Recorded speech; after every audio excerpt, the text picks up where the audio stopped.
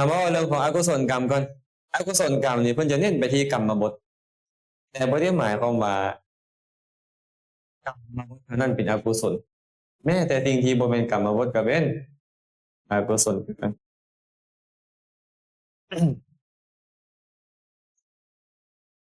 ยังบ่ได้เสียบอ่ะเมื่อกี้นี้เราได้เว้าอกุศลที่เป็นมูลของกรรมบททั้ง10ประการเอาเว้าอกุศลกรรมบท10เป็นภาษาลาวก่อนเอาภาษาลาวเด้อฆ่าสัตว์ลักทรัพย์ประพฤติผิดในกามเว้าตัวเว้าส่อเสียดเว้าคำหยาบเว้าเพ้อเจ้อเพ่งเล็งอยากได้ของเขามาเป็นของตนพยาบาทมากให้ผู้อื่นเห็นผิดอันนี้น่าจือไงกายกรรม3วจีกรรม4มโนกรรม3มโนกรรม3เพิ่นได้บอกว่าอกุศลกรรมบท3อย่างมีมูลคือโทสะเป็นอย่างแน่มีมูลคือโทสะปาณาติบาตพรุสวาจาและพยาบาทปาณาติบาตคือการฆ่าสัตว์พรุสวาจาคือวาจาหยาบคายพยาบาทคือความโกรธเคืองบ่พอใจปองให้ผู้อื่นมีมูลโทสะแน่นอนกาเมสุมิชฌาจารการเสพเมถุนประพฤติผิดในกามอภิชฌาการเพ่งเล็งอยากได้ของเขามาเป็นของตนและมิจฉาทิฏฐิมีมูลคือโลภะกาเมนี่เป็นโลภะแน่นอนอภิชฌาก็เป็นชื่อของโลภะมิจฉาทิฏฐิเกิดขึ้นกับโลภะก็เลยเรียกว่าโลภะเป็นมูลส่วนอกุศลกรรม4อย่างที่เหลือคืออย่างแน่ลักทรัพย์เบ้าตัวเบ้าส่อเสียดเบ้าเพ้อเจ้อกายกรรม1วจีกรรม3เกิดได้จากอกุศลมูลทั้ง3เลยเนาะสมมุติว่าแม่พงพรอยากตัวอาจารย์แซมตัวผมโลภได้บ่แม่ยิ้มแล้วก็ตัวเป็นบ่ ยิ้มแล้วก็ตัวพร้อมเลยตัวมวนเหมือนกันเนาะเนาะตัวมูกันเคยเห็นมัมจุกมกเขาเจ้าอันนั้นบ่ทำมักเบ้ากันนะมักเบ้าตัวแม่แต่ในสิกขาบทเพิ่นก็อธิบายไว้ได้มีจั่วคนจั่วองค์นึงไปถามพระได้ยินเสียงจั่วได้ยินเสียงแม่ก็เลยถามอาจารย์ว่าอาจารย์นั่นเสียงอีหยังเสียงแม่เจ้าหั่นล่ะบ่เป็นอาบัติได้เป็นอาบัติได้ขั้นจั่วนี่ขาดจากความเป็นจั่วเลยมีคนถามหลายๆอย่างเลยว่าอาจารย์ปาราชิกของจั่วนี้มีบ่มีแต่ของพระบ่ปาราชิกของจั่วมีอยู่หลายข้อเลยเนาะศีล5ข้อแรกฆ่าสัตว์ลักทรัพย์ประพฤติผิดในกามเว้าตัวดื่มน้ำเมาข้อใดข้อหนึ่งก็ตามจั่วลงละเมิดขาดจากความเป็นจั่วเทิงยังนุ่งผ้าห่มผ้าอยู่กับบ่มีภาวะความเป็นจั่วเลยต้องไปขอไตรสรณคมใหม่เอาเลยมามาขอศีลใหม่แต่ความจริงนะบ่ได้ขอศีลขอไตรสรณคมใหม่จากอาจารย์ให้ไตรสรณคมจึงกลับมาเป็นจั่วคือเก่าได้ในขณะที่เจ้าตัวสมมุติว่าตัวเล่นๆไปขาดเลยเด้แต่พอเป็นจั่วเทิงมีของมาถวายส่งหลายปานใดก็ตามองค์นี้บ่มีส่วนของสงฆ์คันเราไปบริโภคเราก็สิว่าลักขโมยของสงฆ์บริโภคแต่ปัจจุบันนี้มันหักษาเนี่ยบ่แม่นแต่บ่อนอื่นดอกบ่อนที่เฮาอยู่อาศัยคือกันเด้สิกขาบทมันหลายข้อนะไอ้จั่ว10ข้อแล้วบ่พอมันมีข้อวัดอีกการสำรวมสายตาในละแวกบ้านบ่การนุ่งห่มให้เป็นปริมณฑลบ่การเว้าเสียงดังในละแวกบ้านบ่สินะอีหยังอีกหลายอย่างที่จั่วต้องประพฤติแต่สิกขาบทบางอย่างของพระนี่ที่ต้องแล้วเป็นโลภะโทสะเป็นอกุศลอย่างเดียวจั่วก็ต้องประพฤตินำหลายอย่างเนี่ยเฮาฮู้แต่ว่าจั่วมีศีล10จั่วมีศีล10อันนี้เฮาฮู้ซ้ำเฮาฮู้ที่จริงแล้วข้อวัดของจั่วต้องประพฤติหลายกว่าอีกหลายเลยไอ้จั่วอยู่วัดจนมาอึดอั้นตันใจหลายอาจารย์ป้าน้อยอยากขอให้อาจารย์ประชุมและให้โอวาทพวกป้าน้อยเนี่ยตั้งระเบียบขึ้นมาได้บ่อาจารย์ให้ทุกๆศีลให้จั่วมาขอศีลมาขอทันตกรรมพวกป้าน้อยอยากรักษาศีลให้อาจารย์แต่มันรักษายากในเวลาอาจารย์บ่อยู่นี่พวกป้าน้อยแค่บ่ฮู้ที่ไปขอศีลนำไผกินข้าวกินน้ำมันก็บ่คักกันนะบ่แซ่บมันน่ะในเมื่อคันตัวเองผิดศีลข้อใดข้อหนึ่งแล้วบ่ได้ทำละสะสางเขาบอกกันน่าเห็นใจเขาเลยเนาะถ้าอยากรักษาศีล เอออาจารย์เฮ็ดแบบนี้ได้บ่ให้ตั้งระเบียบเลยอาจารย์อยู่วัดเฮานี่อาจารย์อยู่วัดบ้านอาจารย์ทุก7ค่ำ14ค่ำทุกมื้อเคาะค่ำต้องไปขอศีลมีคันดอกไม้ไปขอศีลเลยตอนนั้นเราก็บ่รู้เหตุผลอิหยังแล้วเรามาเรียนวินัยก็บ่จำเป็นนี่บ่จำเป็นต้องเฮ็ดแบบนั้นก็ได้แต่เรามาเบิ่งลึกๆลงไปพระเจ้าบ่แม่นว่าจะมีสติสัมปชัญญะจะรักษาศีลอิหยังเขาได้ตลอดแสดงว่าครูบาอาจารย์ในสมัยก่อนเพิ่นรู้ดีว่าจั่วนี่รักษาศีลตัวเองได้ยากก็เลยหาอุบายว่าทุกศีลต้องมาขอศีลเพราะมื้ออื่นเป็นมื้อกรรมนี่นะสมมุติว่ามื้อ8ค่ำเนาะก่อนมื้อ8ค่ำคือมื้อ7ค่ำมาขอศีลก่อนเพื่อหยังล่ะญาติโยมเขาจะมาวัดมาวามาใส่บาตรถวายสังฆทานคันได้จั่วนี่น่ะบ่มีศีลก็บ่มีส่วนในสังฆทานต้องไปกินของสังฆทานหรือเป็นเพศย้อนนั้นเพิ่นก็เลยว่าอย่างนั้นแสดงครูบาอาจารย์สมัยก่อนนี่ฉลาดเลยแต่ว่าพวกเราเฮ็ดตามลำดับเขาบ่ให้เหตุผลกันซื่อๆเนาะมื้ออื่นจะฮอด15ค่ำมื้อ14ค่ำตอนแรกเขาต้องไปขอศีลให้เขามีศีลก่อนเพื่อมื้ออื่นเช้าได้ตักบาตรให้ศีลสมบูรณ์เฮ็ดให้ศีลตัวเองบริบูรณ์พระกับจั่วนี่จะมีความแตกต่างกันจั่วนี่นะถ้าหากว่าศีลขาดท่านบ่ได้ขอศีลนำอาจารย์ ผู้ให้ไตรสรณคมนี่บ่สามารถเฮ็ดเองได้แต่ว่าพระนี่เข้าไปหาองค์ใดองค์หนึ่งก็แสดงคืนแล้วก็แล้วครับแล้วคันสมมุติอาวัตหนักบัดนี้อาวัตหนักเป็นสังฆาทิเศษจึงค่อยขอเข้ากรรมประพฤติลงโทษให้เหมาะสมแล้วก็ค่อยพ้นจากกรรมก็คือญาติโยมเนาะญาติโยมก็มีแต่ว่าตั้งเจตนาขึ้นก็แล้วแหละสิถ้าจั่วนี่อยากตั้งเจตนาเอาแล้วหิริโอตตัปปะเจ้าขึ้นแล้วเจ้าเกิดขึ้นแล้วหิริโอตตัปปะมาแล้วละอายตัวกลัวบาปแล้วแต่เจ้าก็ยังบ่ซื่อว่ามีศีลเพราะเจ้าบ่คันไปขอไตรสรณคมแต่บางวัดบ่ฮู้เลยเรื่องพวกเนี้ยบางบ่อนนี่บ่ฮู้เลยว่าเป็นแบบนี้เนาะเบิ่งให้จั่วโอ้ยบางเทื่อส่งเสริมให้การกินข้าวแลงแกงฮอดอิหยังไปเบิดเลยก็มีทำตบยุงทำฆ่ามดฆ่าแมงเป็นเรื่องธรรมดาไปแล้วเดี๋ยวนี้แต่เข้าไปกินของสงฆ์มันโทษมีเขาบ่เบิดครูบาอาจารย์ก็บ่แนะนำโทษก็เกิดขึ้นแก่เขานั่นแหละมันบ่แม่นเกิดขึ้นแก่ผู้อื่นแม่นบ่อันนี้สำคัญที่อาจารย์ว่านะจั่วนะอาจารย์จะเว้าเรื่อยๆเดะเนาะยกอุปมาให้ฟังเรื่อยๆพระพุทธเจ้าตรัสไว้นี่กินก้อนเล็กแดงดีก้อนใดคันเฮาบ่มีศีลเขาก็เลยแบบหลายๆองค์เขาก็เลยมีหิริโอตตัปปะขึ้นผู้ที่เขาน้อมใจในการจะศึกษาจะปฏิบัติเขาก็เลยโอ๊ยจนได้ขอลมเนาะขอเขาหน่อยขอลมนำได้บ่อาจารย์ขอเขาหน่อยก็รู้สึกบ่ดีใจศีลก็รักษายากอาจารย์เอ้ยเอาศีลบางข้อคัน6ข้อหลังนี่นะสมมุติว่าไปฟังเพลงฟังหยังมาซะสินะคันบ่คันได้ขอให้ลงทันตกรรมให้ลงโทษตราบใดศีลก็บ่บริบูรณ์ในส่วน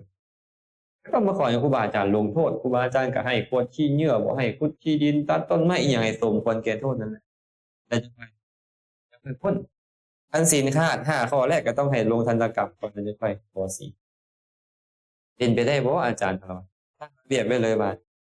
ทุกๆมื้อเคาะกรรมให้จั่วไปเฮ็ดอันนั้นก่อนให้จั่วไป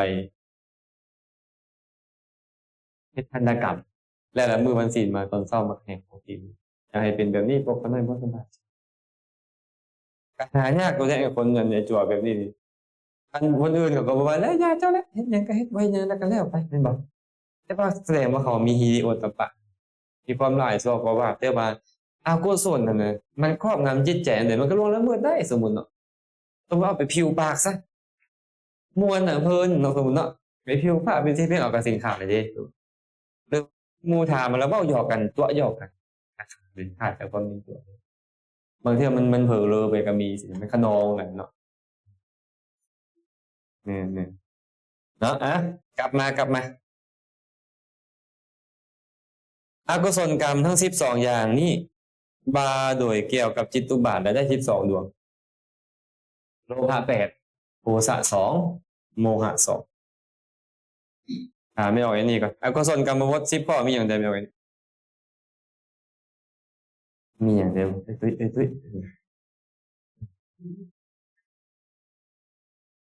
เพชรซอยไม่ออกไอ้นี่จังบัด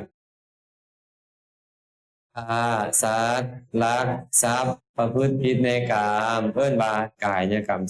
3เว้าตัวเว้าส่อเสียดเว้าคำหยาบเว้าเพ้อเจ้อเลวไหล วจีกรรมสี่เพ่งเล็งอยากได้ของคนอื่นมาเป็นของตนพยาบาทมาดให้เขามีความเห็นผิดเอิ้นว่ามโนกรรม3 4 3เป็น10อกุศลกรรมบท10นี้เป็นว่าอกุศลจิต11ดวงเว้นอุทธัจจะสัมปยุตให้ปฏิสนธิในอบายภูมิสี่โดยความเป็นอุเบกขาสันติรณะและอกุศลทั้งหมด12ดวงให้ผลในประวัติการในกามวจรและรูปวจรโดยความเป็นอกุศลวิบากทั้ง7ดวงตามสมควรแต่บ่ให้ผลอย่างเลยในอรูปวจรฟังได้เข้าใจปะอกุศลมีจักดวงมังกร12ดวงดวงสุดท้ายเป็นหยังอุทธัจจะสัมปยุตอุทธัจจะสัมปยุตนี่มันบ่นำเกิดในอบายฟุ้งซ่านนี่ตัวสุดท้ายเห็นปะอุเบกขาสหคาตังอุทธัจจะสัมปยุตตังจิตดวงนี้นี่มันบ่นำเกิดในอบายเข้าใจปะอีก11ดวงที่เหลือนี่นะเห็นปะอกุศล11ดวงก็คือโลภะมูลจิต8โทสะมูลจิต2โมหะวิจิกิจฉาสัมปยุตอีก1รวมเป็น15มันเป็น11นี่นำเกิดแน่นอนเพิ่นก็เลยให้เหตุผลบางเพิ่นก็เลยมีคำถามเอาเป็นอย่างอุทธัจจะคือว่านำเกิดบ่ได้เพิ่นก็ตั้งคำถามขึ้นมาแบบนี้เพิ่นก็เลยให้เหตุผลว่าเพราะว่าอุทธัจจะเป็นธรรมที่อรหันต์ต้องละอุทธัจจะนี่บ่แม่นโสดาบันละแต่โสดาบันนี่ป้องกันอบายได้แล้วโสดาบันละหยังล่ะละวิจิกิจฉาละวิจิกิจฉาโลภะประเภทที่เฮ็ดให้เขาถึงอบายละได้แล้ว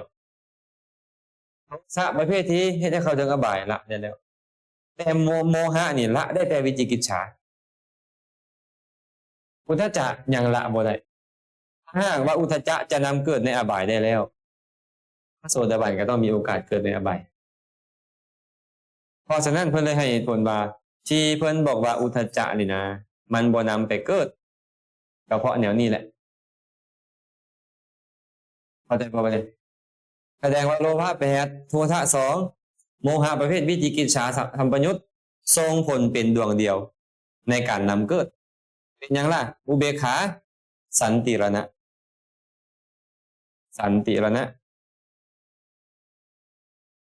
อุเบกขา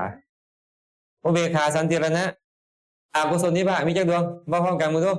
จักขูวิญญาณโสตวิญญาณฆานวิญญาณชิวหาวิญญาณกายวิญญาณสัมปติฉันนะสันติรณะมันส่งผลได้7ดวงก็จริงแต่ดวงเดียวเท่านั้นที่นำเกิดเข้าใจปะและมันมาจากอกุศล11ดวงอกุศล11ดวงนี่นะส่งผลเป็นดวงเดียวนำเกิดฟังกันบ่เอาอาจารย์เพิ่นคือบอกว่าอกุศลวิบากมี7ผลของอกุศลน่ะถูกแล้วอกุศลวิบากมี7แต่ดวงนำเกิดมีดวงเดียวเห็นปะดวงนำเกิดมีแค่ดวงเดียวให้ผลในประวัติการหลังจากเจ้าปฏิสนธิแล้วจึงค่อยมีจักขุวิญญาณโสตวิญญาณเป็นต้นมาเห็นรูปฟังเสียงดมกลิ่นนี่เอิ้นว่าประวัติการและมันบ่เป็นผลของ11ดวงมันเป็นผลของ12ดวง12ดวงทรงผลเป็นจักขุโสตคานะชิวหากายวิญญาณสัมปติชนะและสันติรณะในประวัติการแต่ต่อนำเกิด11ดวงเท่านั้นทรงผลแสดงว่าอากุศลอย่างใดอย่างหนึ่งใน11ดวงนะมันจะนำเจ้าไปเกิดในอบายโลภพาไปอบายโกรธพาไปอบายโลภหลงประเภทวิจิกิจฉาพาไปอบายมีผู้ใดฟังบ่ทันบ่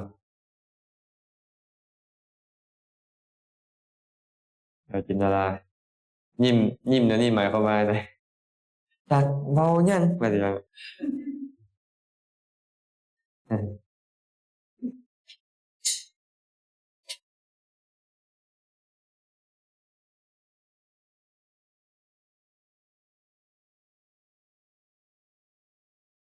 เบิ่งนี้เด้อ เห็นปะ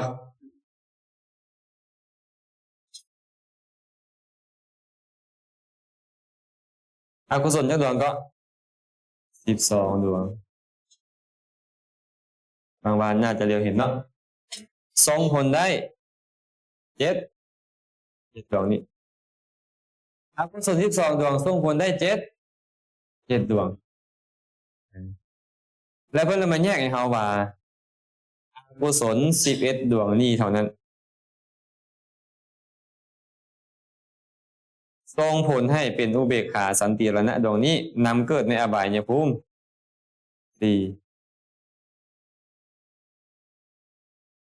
ฟังทันบ่อกุศลมี12 ดวงก็จริงดวงนี้มันพิเศษกว่าหมู่มันบ่นำไปเกิดในนรกบ่นำไปเกิดในกำเนิดเดรัจฉานเพศอสุรกายถึงมันจะเป็นบาปก็ตามแต่มันบ่นำเกิดเนาะแต่ว่ามันสามารถส่งผลเป็นทั้ง7อย่างนี้แหละแต่ให้ในประวัติการก็เลยบอกว่า11อย่างส่งผลนำเกิดในอบายที่นำเกิดในอบายก็มีแต่อุเบกขาสันติรณะส่วน12 ดวงทั้งหมดเลยส่งผลเป็น7 ดวงในประวัติการบ่งงแม่นบ่เบิ่งหน้าไม่ออกบี้เลยคือสิบ่เหลือ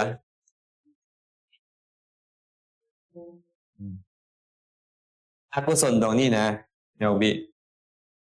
เป็นตัวพิเศษที่บ่สามารถเฮ็ดให้เฮาเกิดในอบายได้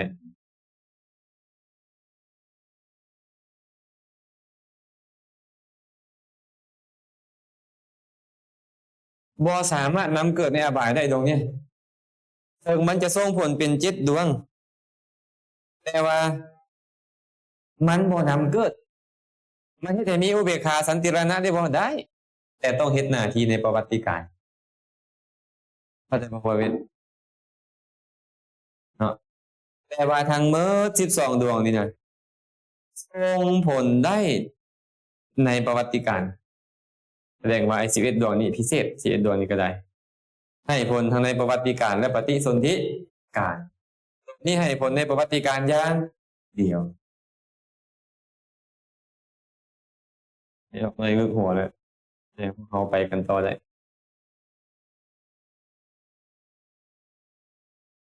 มาต่อเนาะเพิ่นได้บอกว่าให้ผลในประวัติการนี่นะในกามวจรภูมิและรูปวจรภูมิให้ผลในกามวจรภูมิให้เป็นอะไรล่ะให้7 ดวงเลย7 ดวงคืออย่างแน่จักขุวิญญาณโสตวิญญาณฆานวิญญาณชิวหาวิญญาณกายวิญญาณสัมปติชนะและสันติรณะให้ผมได้รู้ปวจรนี่ล่ะเมื่อรู้ปวจรบ่มีฆานประสาทชิวหาประสาทกายประสาทก็ถึกตัดจักขุแล้วก็ไปถึกตัดฆานวิญญาณชิวหาวิญญาณกายวิญญาณออกไป7 ลบ 3เหลือ4เหลือแค่จักขุวิญญาณโสตวิญญาณสัมปติชนะและสันติรณะแต่ถึงเป็นสันติรณะก็จริงแต่สันติรณะนั้นเอาเฉพาะเฮ็ดหน้าที่ติรณกิจบ่ได้เอาตถาลัมพนะเพราะพวกผมบ่มีตถาลัมพนะโดยปกติบ่คือเลยบ่มีตถาลัมพนะของผมเนี่ย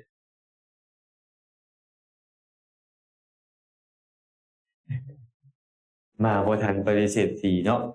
ปริเฉด4เพิ่นเว้าเรื่องของวิถีจิตถ้าเว้าเรื่องวิถีจิตขึ้นมาก็จะงงนิดนึง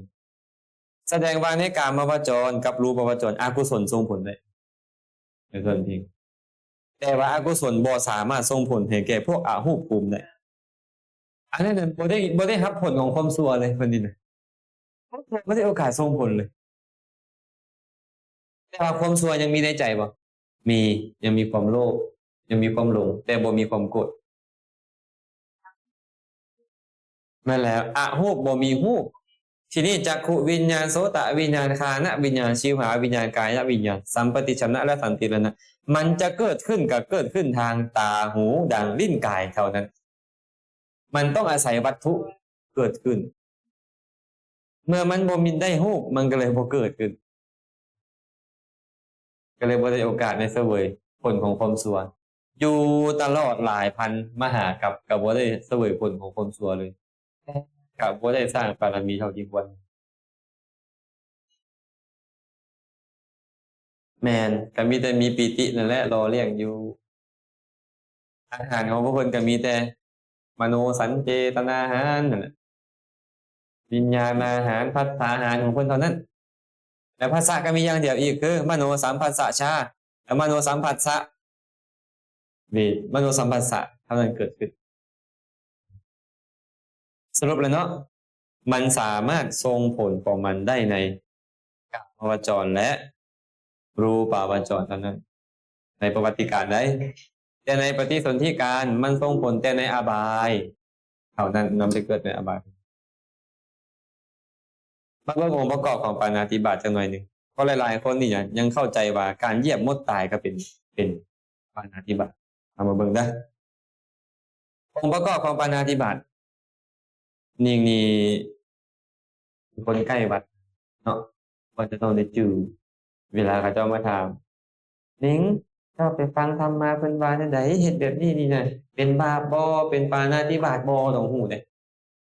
ต้องรู้บ่แม่นแต่แม่ออกนิ่งดอกพู้นแหละแม่มอนก็คือกันนั่นแหละแม่ออกจินตนาก็เอ้ยเข้าวัดดูแล้วเห็นทรงนั้นก็ต้องรู้แล้วต้องจื้อหมู่ถามแล้วต้องแบบมีเชิงแล้วเนาะมาเบิ่งองค์ประกอบของปาณาติบาตมีห้า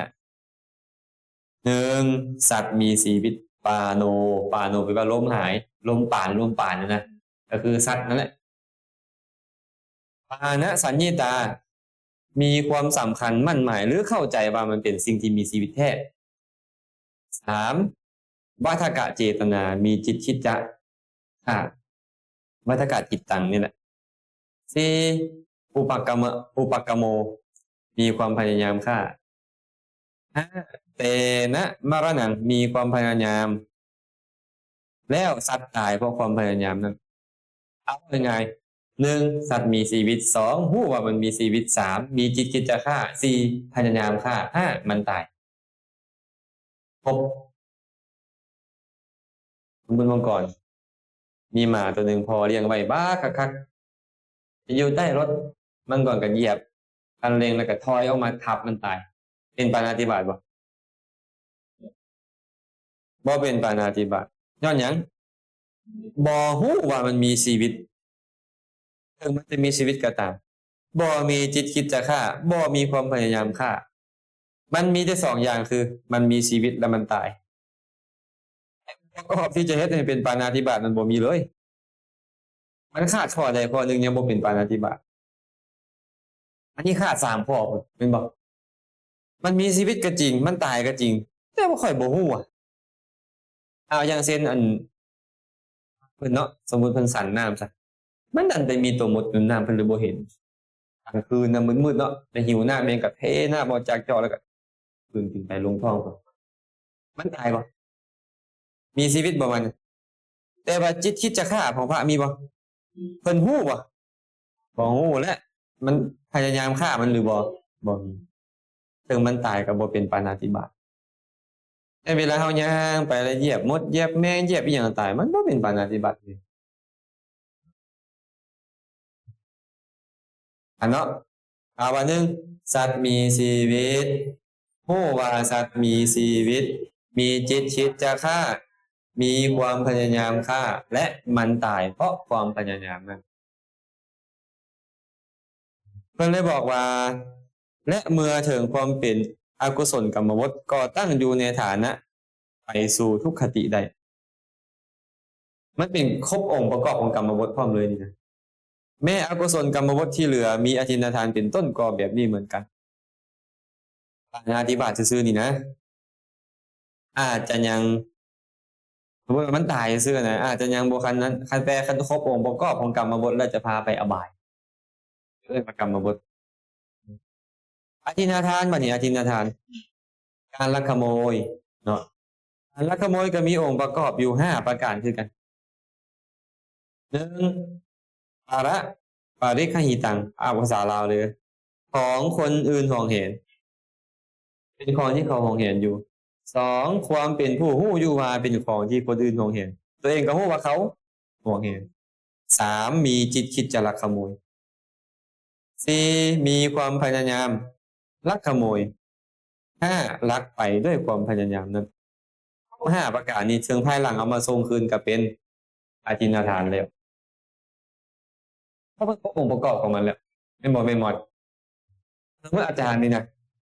ไปเห็นนั่นโทรศัพท์เมย์ทุกวันเองงามๆเอากันนะไปจับโทรศัพท์เมย์ตอนเพลงขึ้นโดยจิตคิดจะขโมยยกขึ้นแล้วกูเอาดอกเอาวางลงคืนเป็นปาราชิกแล้วแก้ไขก็ได้แล้วมีคดีความกันหลวงพ่อนี่หลวงพ่อนั่นยักยอกเงินไปนี่ไปหั่นเทิงจะให้เขาคืนเทิงจะสู้คดีชนะกระคาดจากความเป็นพระแล้วเพราะครบองค์ประกอบองค์การเอาองค์เขาไปแล้วบ่เป็นเอามาส่งคืนแล้วบ่เป็นอีหยังบ่แม่นพระพุทธเจ้าจึงบอกว่าเชิงแม้นว่าเขาจะมาเว้าขึ้นในภายหลังว่าข้อยเฮ็ดด้วยความโง่เขลาความเบาปัญญาแต่ก็คาดจากความเป็นพระนั่นคือเบิ่งแม่จับขึ้นซื่อๆนั่นนี่นะอาภัยของพระเป็นแบบนี้เลยสมมุติอาจารย์นี่เนาะโทรศัพท์นี่มีราคา5มาซกหรือ1 บาทขึ้นไปไอ้1 บาทนี่นะมันบ่แม่น1 บาทไทยนะ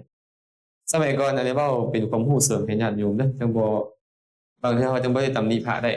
มีบางคนก็โอ้ยเอาแท้เอามาคือเพิ่นฮู้เอาแท้เอามานี่นะแบ่งเป็น4ส่วนเนาะเอาเงินเอาคำ1 บาท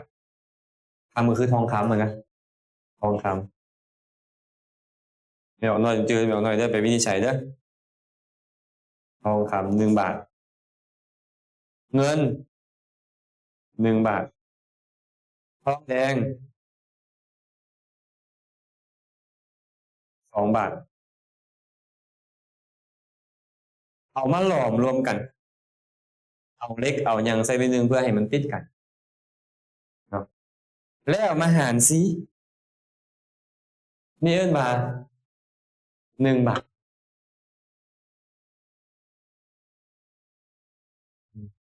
หรือว่าจังซี้เนาะเอาทองคำซ้ำเม็ดข้าวสาร20เม็ดซ้ำเม็ดข้าวเปลือก20เม็ดเอาทองคำนี่น่ะซ้ำเม็ดข้าวเปลือก20เม็ดมาตีราคา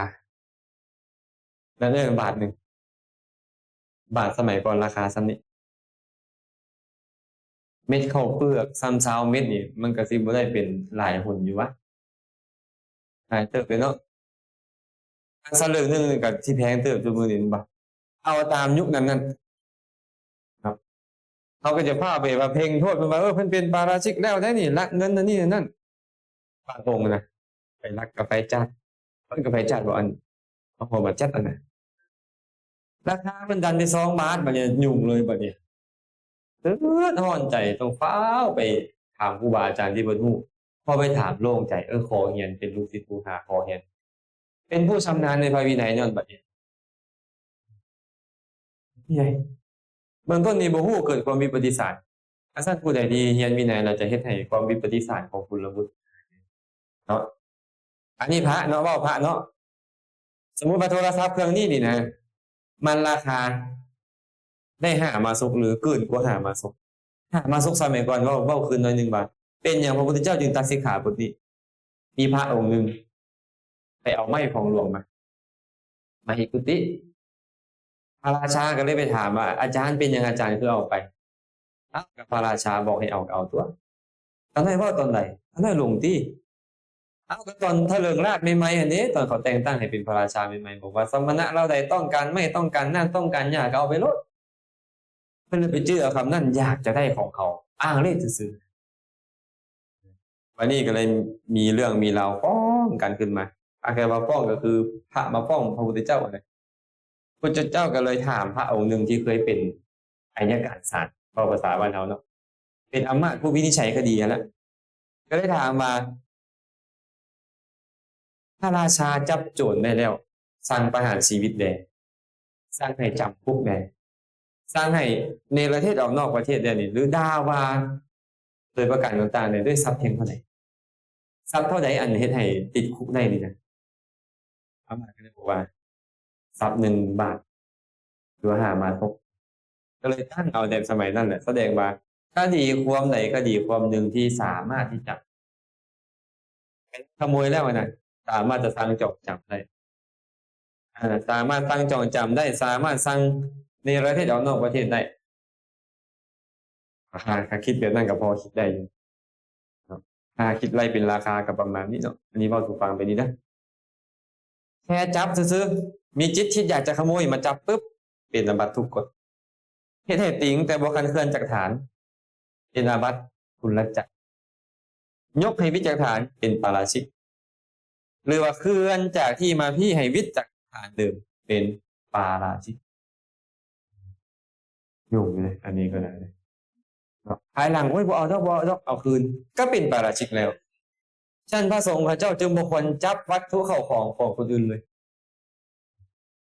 ระวังขนาดได้พระนี่นะทำบ่ได้ศึกษาเลยก็ขาดแต่ความเป็นพระง่ายๆได้บ่ได้ยากอีหยังเลยราคาของพระนี่บ่ได้ บ่ได้แพงอีหยังได้นี่เลยเราบ่ได้ศึกษาเรียนแล้วโอ้เกิดความโลภขึ้นมาซะเห็นของหมู่เป็นตาอยากได้เอาอีกแล้วสมมุติเอาอาจารย์เวทไปเห็นอาจารย์โนมี iPad มันดันมีราคาสูงสมมุติเนาะอาจารย์เวทก็ป๊าอยากใช้เบิ่งเด้ลักเอาไปเขาก็บ่ฮู้ดอกบ่ฮู้ว่าไผลักดอกลักแล้วก็สิหนีไปอยู่วัดใหม่เลย อาจารย์เวทก็ไปจับ iPad ขึ้นมาโอ้ยบ่เฮ็ดดอกเว้ยเฮ็ดแบบนี้เขาสิว่าเราเป็นคนบ่ดีเอาวางลงอาจารย์เวทก็เป็นปาราชิกเออนั่นแหละท่านยกให้วิจักฐานได้เป็นปาราชิก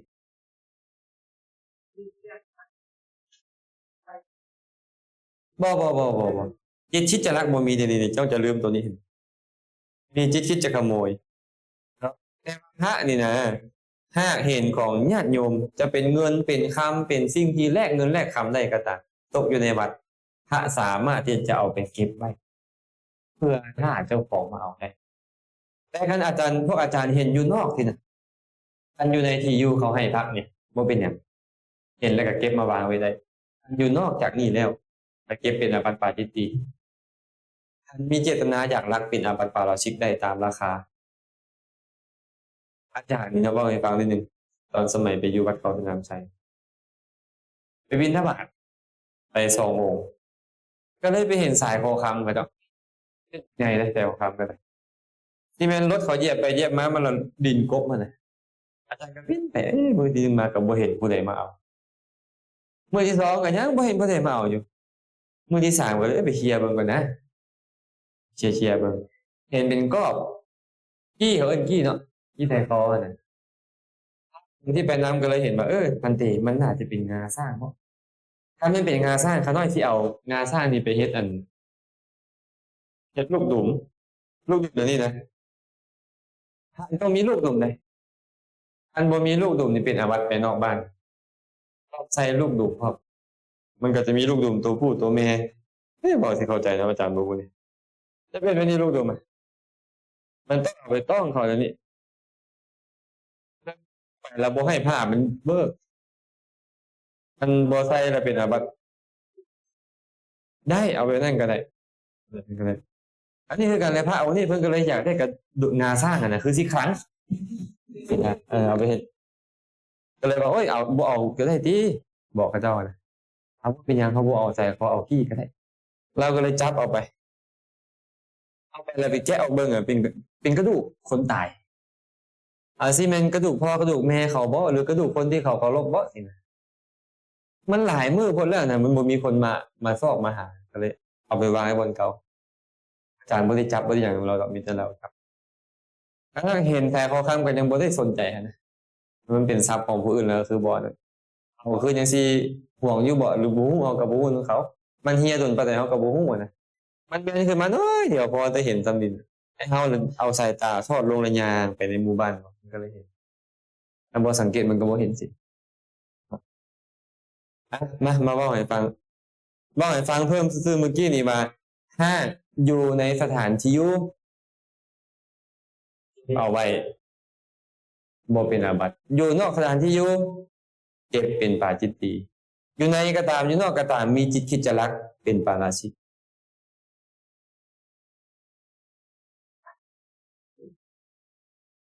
บ่เพิ่นถือเอาโดยวิสาสะวิสาสะบ่เป็นหยังเป็นขออภัยเพิ่นถือเอาโดยของเป็นบางสกุล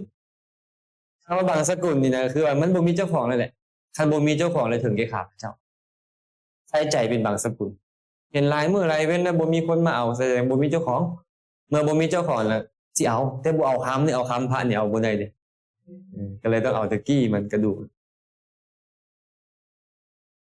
บ่ควรเด้บ่ควรบอกให้โยมไปเอาคันว่าคิดว่ามันเป็นของคนอื่นอยู่นะบ่ควร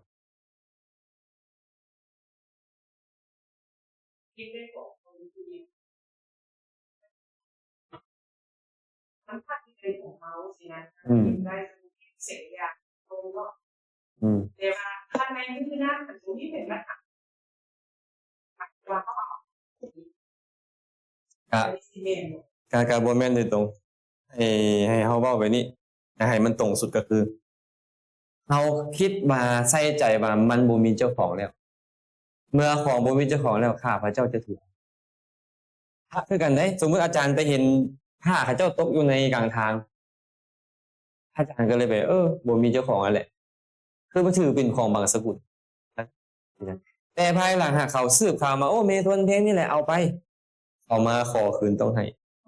คันเฮาบ่ให้เจตนาโกงเป็นการขโมยมันก็เป็นปาราชิกได้แบบนี้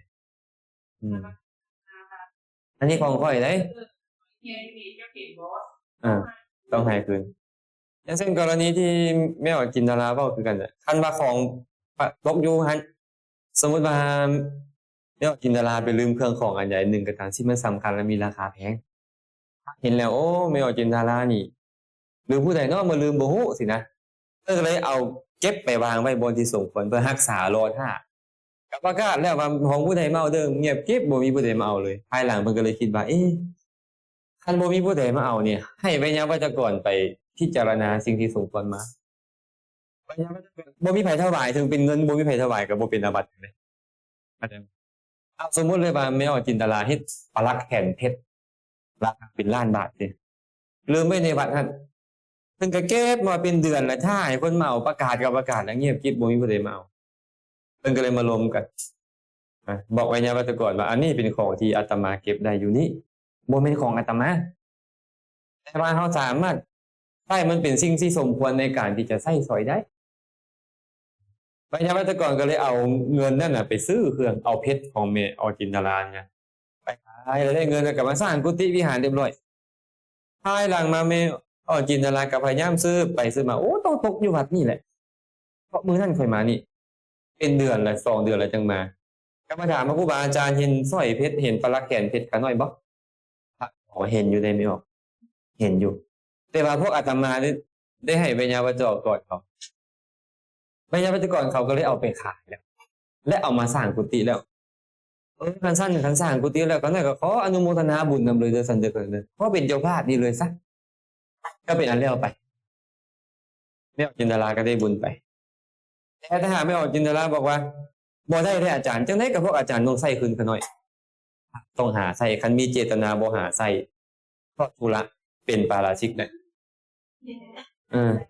เอาคันหาใส่บ่ได้กันพระก็เลยต้องใส่ใจว่าจะบ่โกงเขา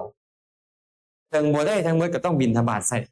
บิณฑบาตได้เข้าน้ำซ้ำปลาได้ผ้าพรท่อนสร้อยใบมาก็ต้องใส่ไปเทื่อละหน่อยต้องใส่ใจว่าจะใส่คืนคันทอดธุระว่าบ่ใส่คืนแล้วแม่จินดาราก็คือสิบ่ได้คืนนั่นแหละจะเป็นปาราชิกเจตนาซ่อโกงเลยอันนี้สำคัญนะตัวนี้ได้สำคัญเนาะแต่ว่าคันแม่จินดาราบอกว่าบ่เป็นหยังดอกคันว่าอาจารย์ได้เอาไปขายเฮ็ดกุฏิแล้วก็ได้ก็ขอเป็นเจ้าภาพไปเด้อคันในกุฏิหลังนี้นะเอาแล้วไปแม่จินดาราก็ได้บุญในส่วนนั้นไปท่านก็ต้องได้พิจารณาหลายๆอยู่เด้ไอ้เก็บของนี้ก็ได้คันว่าสมมุติว่าเฮาเก็บแล้วมีจิตคิดจะขโมยถ้าเขาบ่ห่วงเห็นแล้วก็บ่เป็นปาราชิกแต่ถ้าเขายังห่วงเห็นอยู่นี่เห็นบ่ค่อยเป็นปาราชิกได้อันนี้ต้องระวังคันว่าครูบาอาจารย์บวชเข้ามาแล้วบ่คันได้ศึกษานี่ก็มีโทษหลายอยู่ในเรื่องนี้นะบางทีอาตมานี่โอ้กินบ่ได้นอนบ่หลับตอนที่ยังบ่คันได้ศึกษาพุ่นน่ะตัวเองไปเป็นเหมือนเจ้าอาวาสนะเราดูแลอยู่วัดนะ อันใดมาก็คิดว่าตัวเองนี่แหละเป็นผู้หนึงมีส่วนนั่นน่ะในอันเอาส่งก็เอาไปโลดเลยคิดว่าเขามีจิตคิดจะยักยอกบ่เนาะหรือจังไดเนาะมันคิดว่าเป็นวิปฏิสารอยู่นั่นเนาะก็เลยใช้พยายามคิดอะไรแบบตอนนี้ตอนนั้นเฮาคิดแบบใดคิดแบบสงสารนอนอยู่เด้โอ้โฮภัยหลังนั้นอันนี้สำคัญท่านองค์ใดได้มาบวชแล้ว ได้มีโอกาสศึกษาเรียนแล้วโอ้ก่อนก็จังดีอาตมาว่าดีอาตมาว่ามันก็สิเหลือพระให้เฮาอยู่บ่คันเป็นไปแล้วนี่ปัจจุบันเนี่ยยากเลยเนาะยากๆๆเอามาต่อ1ของเขาห่วงเห็นก่อน2เฮาฮู้ว่าเขาห่วงเห็น3เฮาคิดจะขโมย4พยายามแล้วบัดนี้พยายามด้วยการจับด้วยการหาอุบายต่างๆนั่นน่ะ5ลักไปด้วยความพยายามนั้นเจ้าจะมาทรงคืนแล้วบ่มาทรงคืนเป็นอันบาเป็นอาทินนาทานแล้วแล้วตุ้ยว่าหยังก็กินมา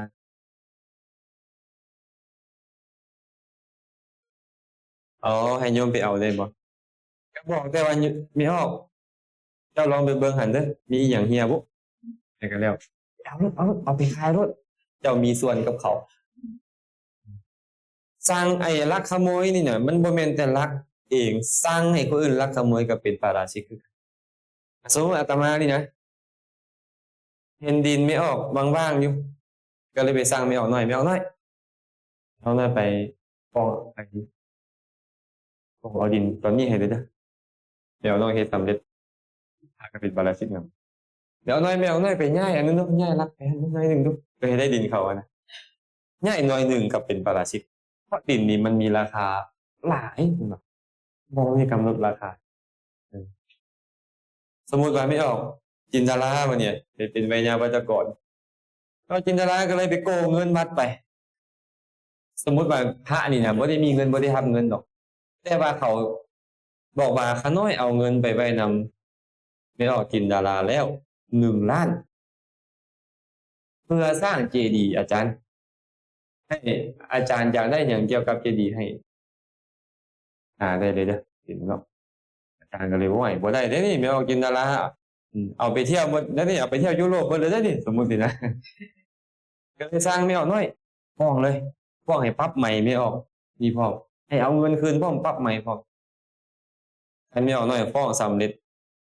ตัดสินให้เอาจันเอาจินดาราแพ้ถูกปรับใหม่พระเป็นปาราชิกบ่ได้เลยเดะถ้ามีได้บอกว่าไม่เอาน้อยเฮ็ดจังได๋อันเอาจินดาราเพิ่นละว่าไปเอาเงินสร้างเจดีย์สร้างวิหารไปใช้หมดเนาะพอไม่ออกลองพิจารณากันเองเด้อบ่ได้บอกว่าเจ้าจงไปฟ้องจงปรับใหม่พวกทนายพวกอิหยังเขาดำเนินการกันเองเขาก็ยังบ่มีนะเราบ่ได้บอกให้ไปปรับใหม่เด้อลองพิจารณากันเบิ่งเองเอาว่าจะส่ำนี้หั้นนะมันเป็นการสร้างบังคับว่าจงไปเฮ็ดแบบนี้จงไปฟ้องไปเบิ่งไปนี่มันมีโทษได้แม้แต่มีคนมาลักขโมยของวัดนี่นะพระก็บ่ควรไปฟ้องเขามีแต่ว่าขออารักขาคือขอเจ้าหน้าที่มากวดสอบเบิ่งดูนี่เขาลักขโมยอันนี้ไปเด้ออย่าระบุคนคันเจ้าบอกว่าข้อยเห็นผู้นั้นแหละมาลักเอาไปจับไปปรับไปไหมเจ้ามีโทษหรือว่าไปจับแล้วโลดปรับใหม่แล้วโลดหมอนั่นแหละมาลักเอาไปจับไปปรับใหม่พระเป็นปาราชิกแล้วฉ้อโกงเดะเป็นการลักขโมยทรัพย์ของเขาเฮ็ดให้ทรัพย์ของเขาเสียหายอันนี้เอออันนั้นเป็นอกุศลนำอยู่แล้วแต่ว่าในกรณีนี้เขาเสียทรัพย์แม้แต่เป็นทรัพย์ของวัดนั่นแหละแต่เจ้าไปฟ้องเขาเนาะไปฟ้องเขาแล้วให้ปรับใหม่ใส่โทษจองจำเขาเป็นต้นมันจะมีโทษโทษท่านบอกว่าเดี๋ยวนี้นี่ของวัดนี่เสียหายแล้วของวัดเสียหายให้พวกเจ้าไปนำเอาคืนและอย่าจองจำเขาเจ้าเด้ออย่าจองจำเขาเจ้าอย่าปรับใหม่เขาเจ้าเด้อมันรู้ว่าผู้ใดแล้วบอกจะมาของวัดเสียพวกเจ้าไปเบิ่งเอาเด้ออ่าอันเจ้าพนักงานเขาเฮ็ดกันไปเองเขาบ่มีโทษหยังพระอันเจ้ามีส่วนบอกเลยว่าผู้นั้นแหละเราไปจัดการรถผู้นั้นแหละ ปรับใหม่พร้อมอันนี้ฮู้อยู่ว่าอย่างให้เขาเสียทรัพย์อันเนี้ยคันเขาเสียทรัพย์ตั้งแต่5มาซกขึ้นไปแล้วก็ปรับอาบัติปาราชิกผิดแท้ก็อย่าผิดแท้หรือบ่ผิดแท้ก็อย่าเขาเว้าในฐานะขอการอารักขาตำรวจตารางมาเบิ่งให้เด้อนี่เด้อนี่เขารักไปเบิ่งแล้วอันนี้ถ้าผู้ใดก็บ่จักแล้วให้เบิ่งให้กดสอบเบิ่งแหน่ถ้าลามาเขาจับตามไปจับกลุ่มได้อันนั้นเรื่องของเขาเขาผิดหยังเขาขอการอารักขาบ่แม่นเอาฟ้องบ่ได้เลยบ่แม่นอย่าไปเจาะจงคนมีแต่บอกว่าทรัพย์สมบัติได้นี่พระพุทธรูปเก่าแก่เสียหายไปพวกเจ้าให้ไปนำเอาคืนเด้ออย่าไปจองจำอย่าไปปรับใหม่กับเจ้าเด้อเขาอยากปรับใหม่ก็อย่าเขาเพราะเขาบอกว่าให้เฮ็ดมันเป็นเรื่องของเขาอันนั้นน่ะแม่นอันนั้นเขาจะไปปรับกันเองเรื่องของเขาเขาจะบอกว่าอย่าไปปรับใหม่กับเจ้าได้มีแต่เอาของมาคืนบัดระยะนี่นะ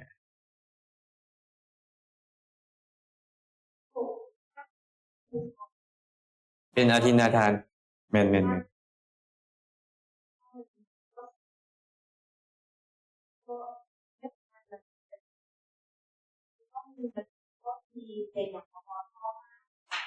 เออยังถ้าหากว่าเขาฮู้อยู่ว่ามันเป็นของที่เขาหวงแหนเขาหวงแหนแท้แล้วก็คิดจะขโมยอีกพยายามแล้วแต่บ่คันได้ของบ่คันสำเร็จแต่มันเป็นอกุศลหรือยังเป็นอกุศลไปแล้วแต่บ่คันสำเร็จเป็นกรรมบทบ่คันสำเร็จเป็นอาทินนาทานครับแต่บางเทื่อบัดเนี่ยบ่มีข้อหนึงบัดเนี่ยบ่มีข้อหนึงมีแต่เขาเข้าใจว่าเขาหวงแหนของเขา และก็พยายามมีจิตคิดจะขโมยพยายามลักขโมยได้มาพร้อมกันยังบ่เป็นอาทินนาทานยังบ่เป็นอาทินนาทานเด้ต้องเข้าใจไว้นี่นะเอาพระองค์หาก่อนครับเพราะว่ามันบ่มีของที่คนผู้ใดหวงแหนถึงเจ้าจะลักขโมยก็ตามบ่มีเจ้าทรัพย์มันก็เลยบ่มีโทษนะแต่ว่าเป็นอกุศลบ่ใจบ่ดีนี่เป็นอกุศลอยู่แล้วแต่บ่เป็นกรรมบทคือพระนี่นะ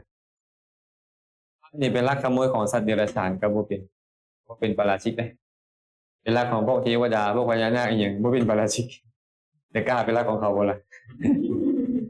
สมมุติว่าเห็นเสือนี่นะเสือมันจับกวางมาได้กวางเป็นของไผเป็นของเสือพระต้องการกินสิ้นกวางไปไล่เสือนี้อันนี้เอิ้นว่าข่มขู่เนาะข่มขู่เขาเพื่อเอาทรัพย์เขาเป็นการขโมยประเภทหนึ่งแต่ว่าบ่เป็นปาราชิกของสัตว์เดรัจฉานหรือของมนุษย์บ่เป็นต้องเป็นของมนุษย์เท่านั้นเอาจบเนาะอาทินนาทานนี่เนาะไปกาเมสุมิจฉาจารลดเหลือ4องค์เลยของคนตายบ่มีเจ้าของนอกจากว่าตายแล้วมันต้องถูกโอนเป็นของคนนี้แน่นอนไม่ออกน้อยสำคัญว่าคนตายแล้วบ่มีเจ้าของแล้วไม่ออกน้อยรักไปยังบ่ครบองค์ประกอบคันไม่ออกน้อยสำคัญว่าบ่มีเจ้าของแล้วยังบ่ครบองค์ประกอบคันของคนตายเนี่ยคือเป็นบางสกุลบางสกุลก็คือเอาโดยความบ่มีเจ้าของบ่ได้มีจิตคิดจะขโมยบ่เป็นหยังเอาเบิ่งบ่เนี่ย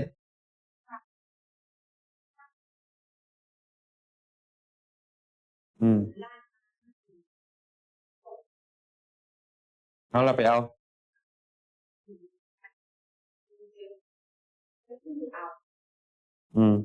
เป็นอาทินนาทานบ่เป็นบ่มีเจ้าของครับเขาสละแล้วผู้นั้นน่ะผู้ให้เขาเจ้าไปให้คนตายไปแล้วสละแล้วและคนตายก็บ่สามารถมาเป็นเจ้าทรัพย์ได้เอาเบิ่งองค์ประกอบของกาเมสุมิจฉาจารบัดนี้มีอยู่4เนาะ1วัตถุอันบ่ควรก้าวล่วงสำหรับผู้ชายก็คือผู้หญิงสาวประเภทจะเป็นเมียเขาแบบใดก็ตามเป็นลูกสาวเขาหลานสาวเขาก็ตามท่านผู้ชายนี่นะเป็นคู่มั่นเขาก็ตามเป็นนักบวชก็ตามกฎหมายคุ้มครองรักษาอย่างเช่นว่าห้ามล่วงละเมิดผู้หญิงที่ต่ำกว่า18ปีอันนี้เป็นกฎหมายคุ้มครองเนาะถ้าไปล่วงละเมิดผู้หญิงสาวจำพวกผู้ชายจะเป็นหยังเป็นกาเมสุมิจฉาจารส่วนผู้หญิงเนี่ยล่ะผู้หญิงนี่เอาเฉพาะที่มีสามีมีคู่หมั่นแล้ว ตกลงปลงใจว่าเป็นสามีภรรยากันแล้วโดยที่สุดแม่บ่ได้ไปสู่ขอกับพ่อแม่ก็ตามได้หากว่าตกลงปลงใจกันมันอยู่กินนํกันแล้วหนีตามกันต้องไปเอาเขานี่เป็นกามีเด้บ่สู่ขอนำพ่อแม่เขาเนี่ยได้ไปอยู่กินนํกันแล้วชื่อว่าเขายอมรับเป็นภรรยาแล้วคันผู้เป็นภรรยานี่ไปล่วงละเมิดกับผู้อื่นผู้เป็นภรรยาจะมีโทษมั้ยเข้าใจบ่มีภรรยาเป็นภรรยาคนอื่นแล้วมีคู่หมั่นแล้วไปล่วงละเมิดกับชายคนใดคนหนึ่งจะมีผัวหรือบ่มีผัวก็ตามจะเป็นข้อกามีแต่หากว่าบัดนี้ผู้หญิงบ่ได้มีผัวแม่นว่าจะไปเล่นผู้ชายที่มีเมียเขาบ่เป็นกามีสุมิจฉาจารได้ผู้หญิงอันนี้บ่ได้เข้าข้างผู้หญิงเด้บ่ได้เข้าข้างผู้ใดเด้เว้าตามมูลความเป็นจริงเข้าใจบ่เพราะเขาจะเป็นการผิดศีลข้อกามีเขาต้องมีเจ้าของของเห็น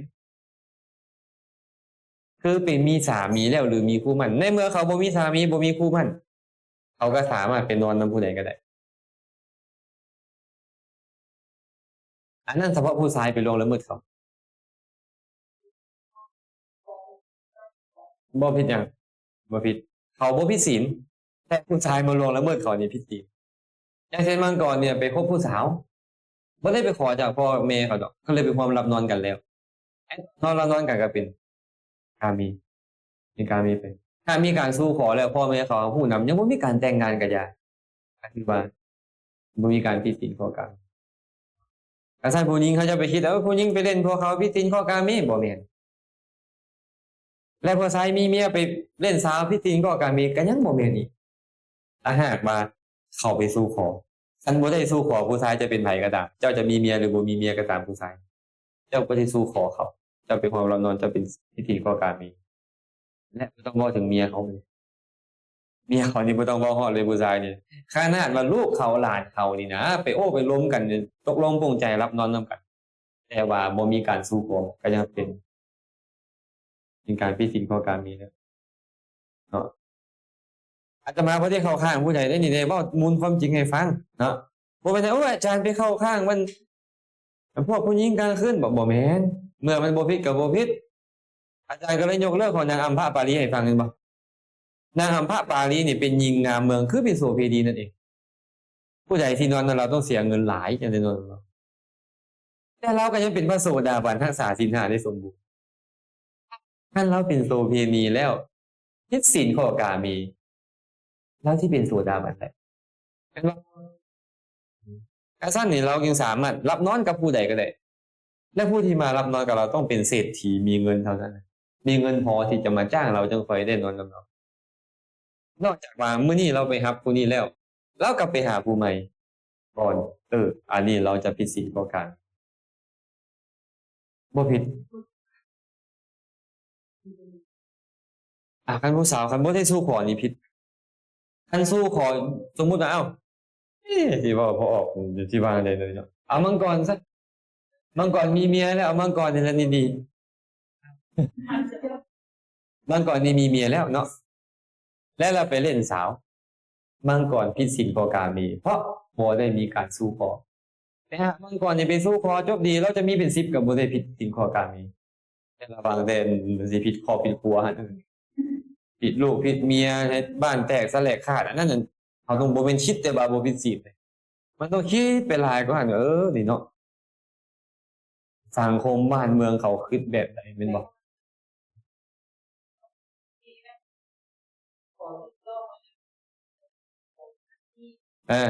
อันนี้บ่ผิด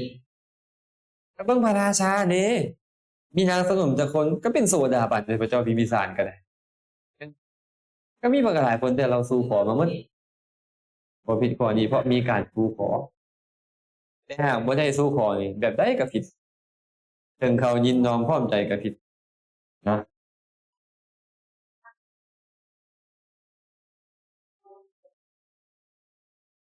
นางแม่หมอนเบิ่งหน้าอาจารย์ให้ดีๆสมมุติว่าผู้หญิงบ่คันมีผัวเขาจะไปนอนกับผู้ใดก็บ่ผิดบ่ได้สนว่าผู้ใดมีเมียหรือบ่มีเมียการมีเมียหรือบ่มีเมียบ่ได้เฮ็ดให้ผู้สาวนี่ผิดศีล ผู้สาวจะพิสิทธิ์ก็ต่อเมื่อผู้สาวมีคู่หมั่นแล้ว หรือแต่งงานแล้วหรือยอมอยู่ร่วมกับคนอื่นโดยสันสามีภรรยาแล้วหลังชาติมีการยอมร่วมเป็นสามีภรรยากันแล้วนับตั้งแต่มื้อนั้นไปผู้หญิงคนนี้จะล่วงละเมิดกับชายอื่นบ่ได้แล้วตกลงปลงใจกันแล้วถึงจะบ่มีกฎหมายมารับรองก็อย่าเนี่ยตกลงปลงใจว่าเป็นสามีภรรยากันแหน่นี่ๆเอาใหม่เด้ออีกรอบหนึงนี่คือเมียจินดาราเพิ่นเว้านี่แหละอาจารย์ก็เลยบอกว่าผู้ชายจะมีเมียหรือบ่มีเมียก็ตามหากไปก้าวล่วงผู้หญิงสาวจำพวกผิดศีลก่อครั้งนี้เขามีผัวแล้วบ่ต้องเว้าฮอดผิดศีลแน่นอนถึงเขาจะบ่มีผัวยังเป็นผู้สาวอยู่นี่แหละโสดๆนี่แหละแต่เจ้าบ่ได้ไปสู่ขอกับพ่อกับแม่กับญาติพี่น้องเขาผิดถึงเขาจะยินยอมก็ผิดทันบ่เนี่ยอ่า ยิงอ่ะยิงด้วยหลักเขาเห็นเดียวพ่อแม่เห็นเดียว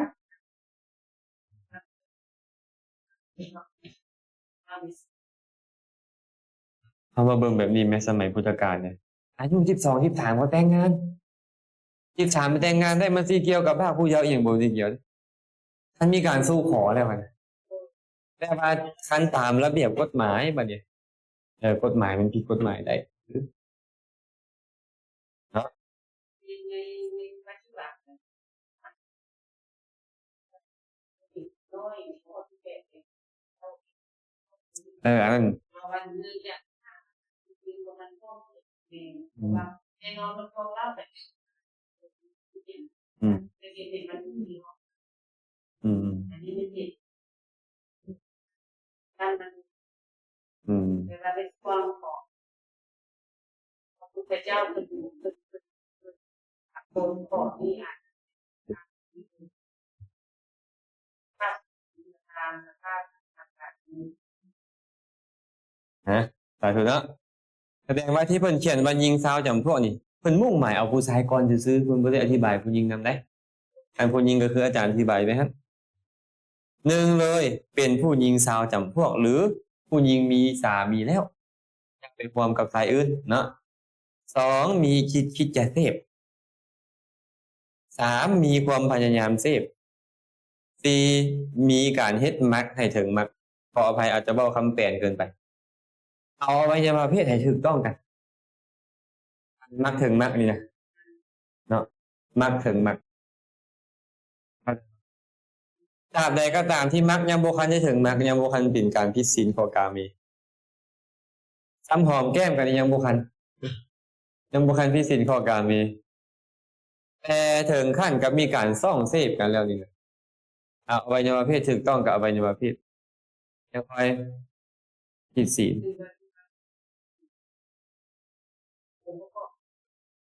แม่นๆแต่ว่าอาจารย์เว้าซื่อๆดอกว่าองคชาตอีนี่ก็ได้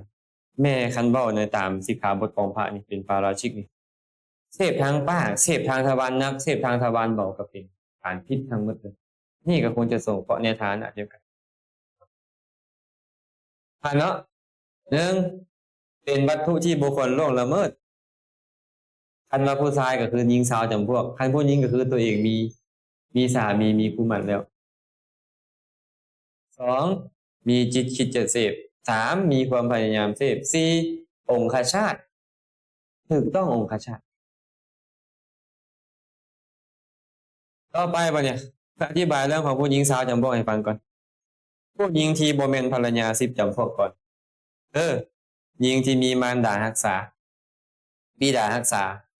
ทั้งมารดาทั้งบิดารักษามีอ้ายและน้องชายรักษามีเอื้อยและน้องสาวรักษามีญาติรักษามีโคตรตระกูลรักษาหญิงที่มีธรรมรักษาได้แก่ภิกขุณีสิกขามานาสามณีดีผู้ออกจากเรือนบวชประพฤติพรหมจรรย์อันธรรมรักษาเนี่ยก็คือนักบวชหญิงที่หับมั่นชายอื่นแล้วหญิงที่กฎหมายรักษาคือหญิงที่พระราชาหรือบ้านเมืองออกกฎประกาศห้ามล่วงละเมิดกำเกิดอาจารย์ก็เลยคิดว่าน่าจะเป็นพวกต่ำกว่า18นั่นแหละในความหมายนี้นะอันนี้10จำพวกที่บ่คันมีผัวนะมั่นชายอื่นแล้วนี่บ่เอิ้นว่ามีผัวก็จริงแต่ก็คือว่าเป็นสมบัติของเขาแล้ว บัดนี้ผู้หญิงที่เป็นภรรยาอีก10จำพวกคือหญิงที่ใช้ทรัพย์ซื้อมาอยู่กินเป็นภรรยาหญิงที่อยู่กับชายอื่นเพราะความพอใจไปอยู่ร่วมกันตามความพอใจแล้วหญิงที่อยู่กับชายอื่นเพราะพวกกษัตริย์เป็นเหตุอาศัยอยู่กับเขาเพราะอยากได้ทรัพย์หญิงที่อยู่กับชายอื่นเพราะผ้าอยากได้มีผ้านุ่งหญิงที่เนี่ยทั้งสองฝ่ายเอามือจุ่มลงในภาชนะแล้วสัญญากันว่าจะอยู่ร่วมกันคือมีการแต่งงานจบเดียวน้ำสั่งเปประโยชน์หรือมัดข้อต่อแขนให้คือพวกเขาเฮ็ดนั่นนะหญิงที่ปรุงเสร็จลงแล้วจากหัวคือเอาทาสมาเป็นภรรยาเป็นทาสทับไส้อยู่ดีอ่ะอดจากความเป็นทาสมาเป็นภรรยาหญิงซึ่งเป็นทางทาสทางภรรยาเห็นบอกนางทาสนะเป็นทาสทับไส้เพราะเป็นภรรยาเพราะหญิงที่เป็นทางกรรมกรในเฮือนเป็นทางภรรยาเป็นกรรมกรคนทับจ้างเพราะเห็นบอลเขาเนี่ยเห็นสมัยก่อนนางดาวประสงค์ประสุอีหยังอะเนาะเป็นคนทับจ้างในเฮือนนั่นนะเป็นแม่เฮือนนั่นนะและยังมาเป็นเอามาเป็นภรรยานำแต่ให้สถานะเจ้าคือเป็นคนทับจ้างคือเก่ายิงซะเลยอันนี้ไปต่อตีเขาได้มาก็เอาลูกเอาเมียเขามาเป็นภรรยายิงที่อยู่พร้อมกันสัวขาวตกลงปลงใจว่าเอาจะมาซื้อจ้างข่อย10 มื้อข่อยยืมเจ้าถ้า10 มื้อนะห้ามไปลงละเมิดกับคนอื่นข่อยซื้อเจ้ามื้อนี้กับมื้อนี้เจ้าห้ามลงละเมิดกับผู้อื่นเนี่ยรวมกันแล้วเป็นสาวจำพวกทันพ้นจากสาวจำพวกนี้บ่เป็นเขาจะมีภรรยาหรือบ่มีภรรยาก็ตามผู้ชายเขาจะบ่ผิดศีลทันพ้นจากสาวจำพวกถ้าหากว่าเขาเจ้าเป็นอิสระแล้วพ่อแม่เขาบ่ได้ห่วงบ่ได้แหนอีหยังแล้วเขาเลี้ยงดูตัวเองได้เขาบ่ต้องอาศัยพ่อแม่ก็บ่ได้ห่วงบ่ได้แหนอีหยังเขาเจ้าแล้วอันนั้นก็พ้นไปได้อาตมายังคิดว่ากฎหมายของต่างชาตินี่นะคือประเทศเสรีนี่นะเกิน18แล้วพ่อแม่บ่สามารถบ่ควบคุมเขาได้แล้วแม่นบ่เขาเป็นเสรีแล้วอาจารย์ยังคิดว่ามันน่าจะบ่ผิดศีลตัวนี้เพราะว่าเขาสามารถฟ้องพ่อฟ้องแม่เข้าคุกกันจังได๋คันว่ามาบังคับข่มขู่เห็นบ่ถ้าในกรณีเช่นนั้นนะอันนี้ตามอาจารย์คิดอาจารย์ต้องบอกว่าอัตโนมัติได้ความคิดของอาจารย์นั้นเพราะว่าเอาเฉพาะพ่อแม่คุ้มครองป้องกันดูแลของเห็นแต่อันนี้นี่พ่อแม่บ่ได้ไปคุ้มครองป้องกันดูแลอีหยังเขาเจ้าแล้วและเขาเสรีมีสิทธิเสรีแล้วอันนี้เว้าให้ฟังเพิ่มเติมเด้ออันนี้ว่าเป็นเพียงความคิดอาจารย์และอาจารย์คิดว่ามันน่าจะคิดแนวนั้นได้ซื่อๆบัดนี้ฐานะที่ผู้หญิงบุคคลก้าวล่วงบัดนี้ได้แก่ผู้ชายอื่นที่นอกจากสามีของตนเอง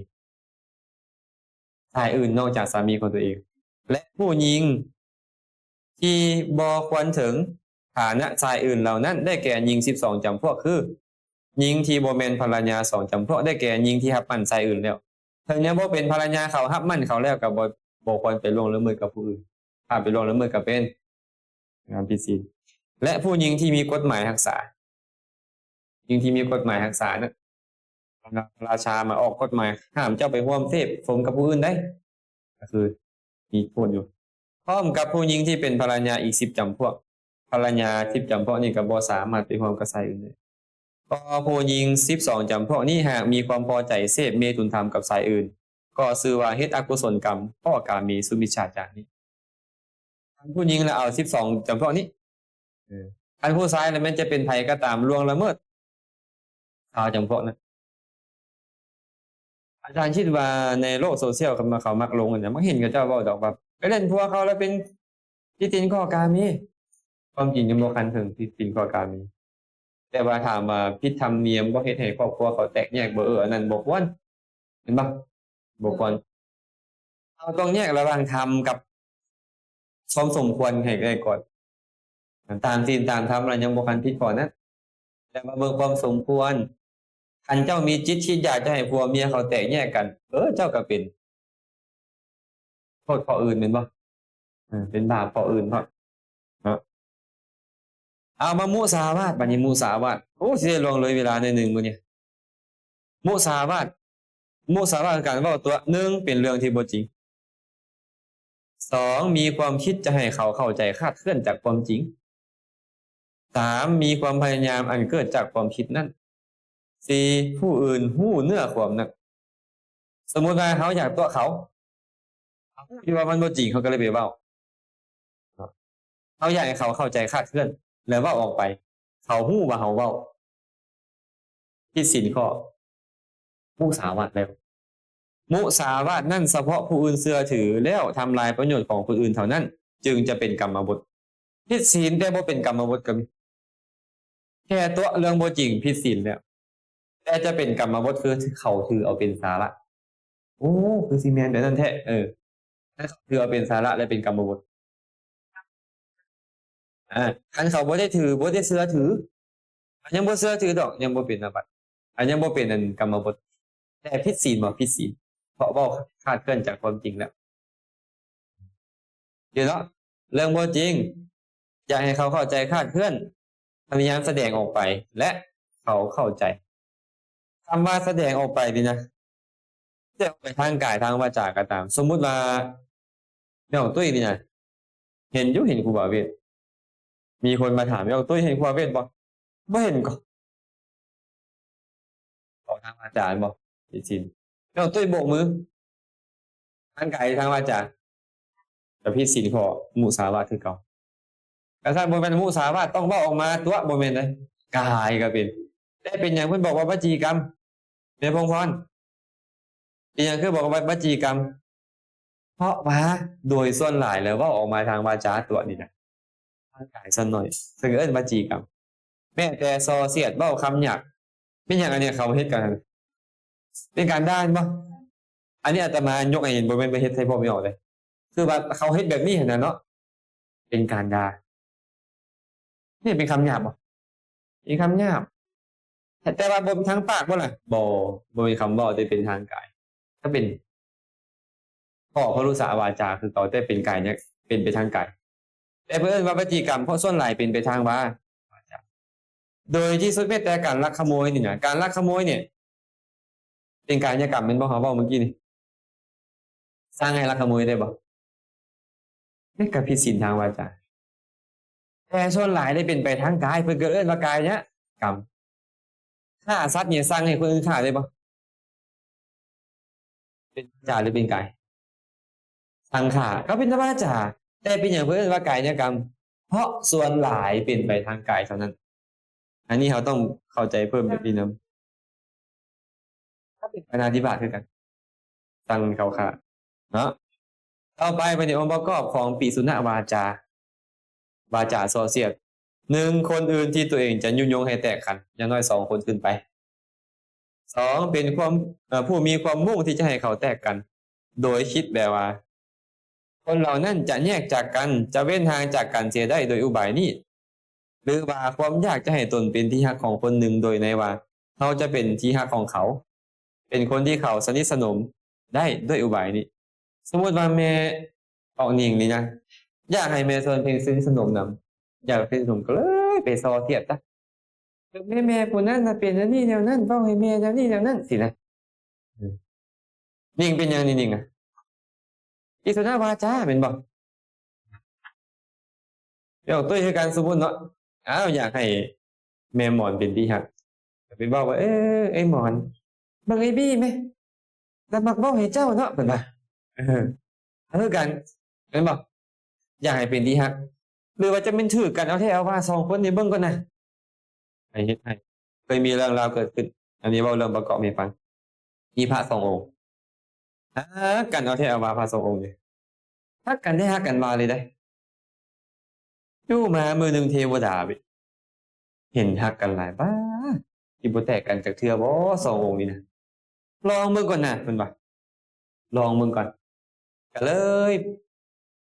2องค์นี้ย่างผ่านป่าไปองค์ที่1นี่น่ะปวดท้องทายก็เลยมอบผ้ากับบาตร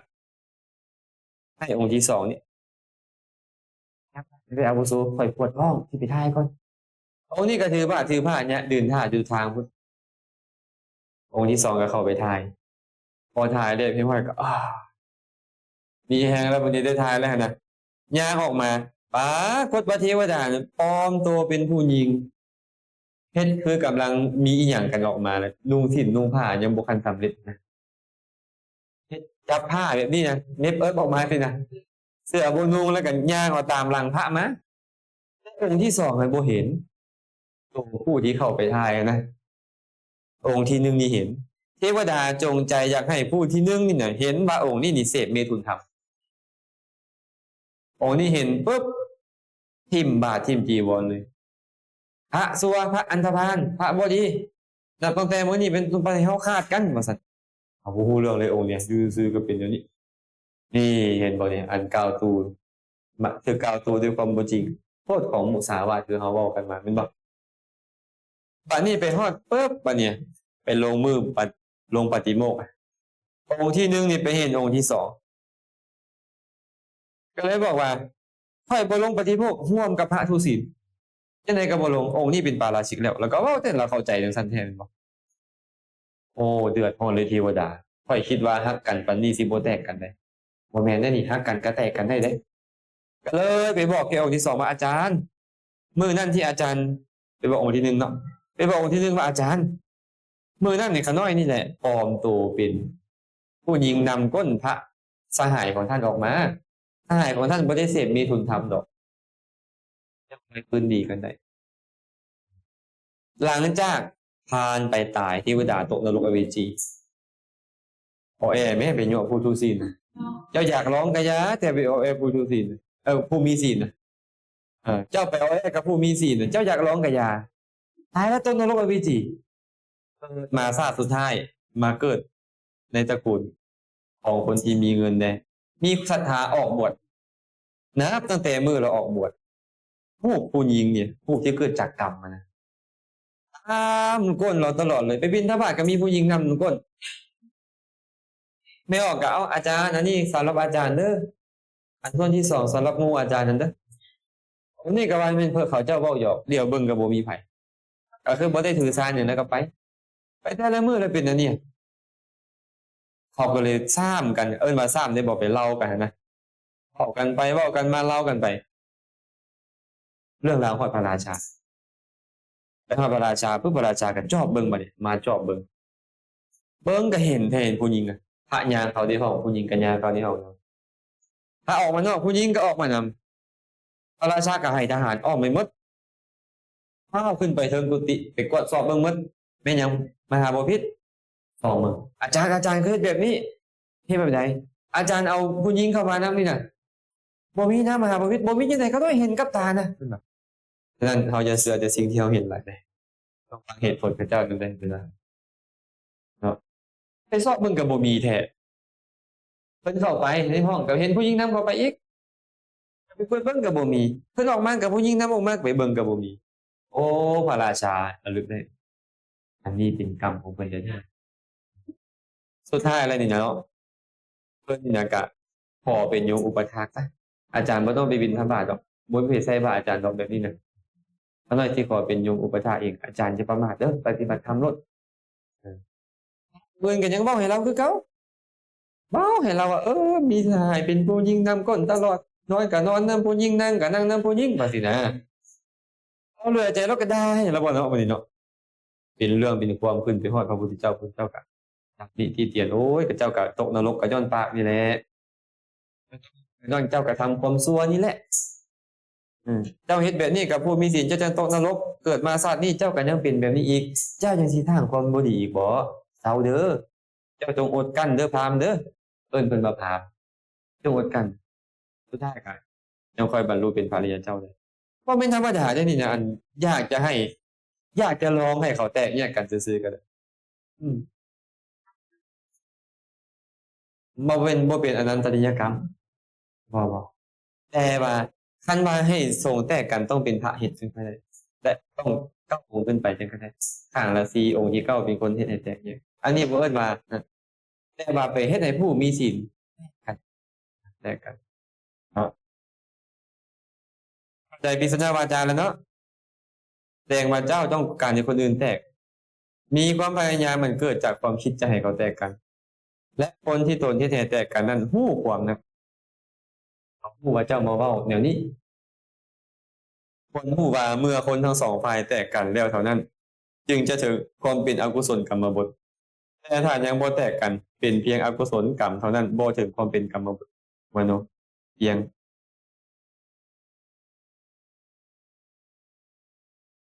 อันบ่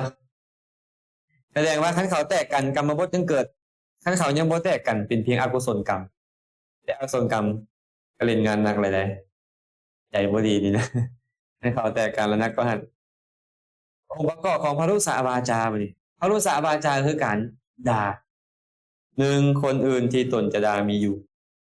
สองมีจิตโกรธเคืองสามมีการด่าต้องเกิดจากจิตประเภทโกรธเคืองและมีการด่าอันนี้ก็คงจะมีประสบการณ์กันหลายคนอยู่ดอกทุกคนซะเนาะ มีประสบการณ์กันทุกคนผ่านเลยด้วยตัวนี้นะผมก็เขาซ้ำพับปราปะมานี่การเว้าเพื่อชื่อเร็วไหลมีสองตนเองหนึ่งความเป็นผู้มุ่งจะกล่าวเรื่องที่บ่มีประโยชน์มีเรื่องนางสีดาเป็นต้นพลักพลามกับนางสีดารามเกียรติ์นะบ่เป็นความจริงกันนะเรื่องเพื่อชื่อ